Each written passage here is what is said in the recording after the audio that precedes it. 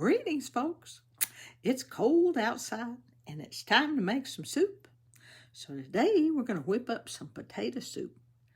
I guess it's kind of like baked potato soup because it's going to have some bacon and some sour cream and cream cheese and all kind of goodies. And I'm making it in the pressure cooker. So follow me and let's get cooking.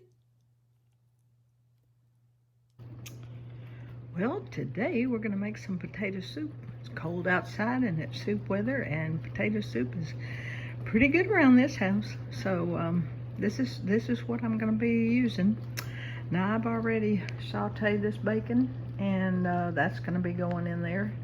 Actually, I may throw a little bit of that into the soup itself, but I'm going to save the majority of it to sprinkle on top when it's finished.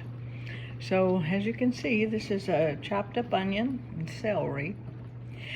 Now I have already cooked this bacon in the pressure cooker. I'm gonna be using this 8-quart Instapot. So I've sauteed the bacon, and so I'm gonna take the grease that's left in there and saute the onions and the celery. Now this is some little green onions that I'm not going to saute. I'm just going to throw that in about, I'd say 2/3 will be going into the soup itself, and then about 1/3 of that will be left to sprinkle on top for garnish along with this bacon.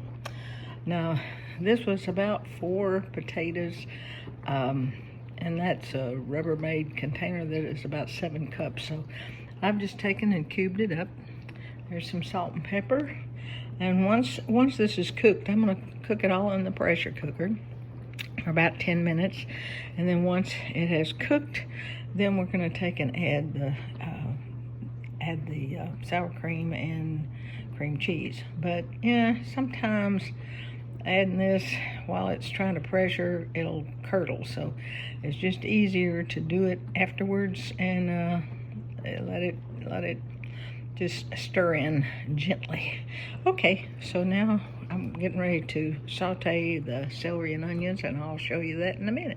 All right, here's the celery and onions sauteing away, and then I'm gonna add about a teaspoon or so of garlic. Not a lot, but just enough to, give it some flavor. And this stuff is really good. It's better than bouillon, and this happens to be the chicken flavor.